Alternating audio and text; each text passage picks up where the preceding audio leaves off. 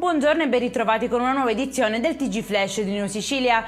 In apertura, tragedia al San Giovanni di Dio di Agrigento, dove un neonato prematuro è morto 24 ore dopo il parto. I carabinieri, raccolta la denuncia dei genitori, hanno acquisito la cartella clinica, sequestrato la salma e la placenta, aperta anche un'inchiesta per far luce sull'accaduto.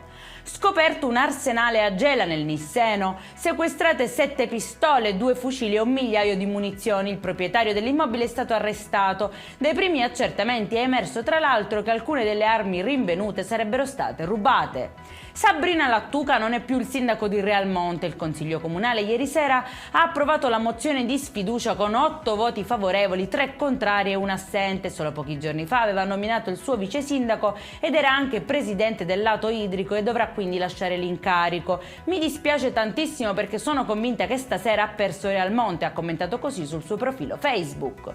Sono stati immortalati dalle telecamere di videosorveglianza mentre rubavano merce da una profumeria di Catania. Sono finiti così in manette 2 soggetti ritenuti responsabili di duplice furto con spaccata. I ladri utilizzavano sempre lo stesso modus operandi e nel primo caso sarebbero scappati con un bottino da 24.000 euro, nel secondo con il denaro presente in cassa. E in chiusura esplosi 5 colpi di pistola contro 3 auto posteggiate a Partinico nel Palermitano. Almeno 2 i bossoli trovati a terra. Sono in corso le indagini da parte dei carabinieri per risalire ai motivi dell'intimidazione che ha scosso l'intera cittadina. Per questa edizione è tutto, prossimo appuntamento alle 19:30. Buona giornata.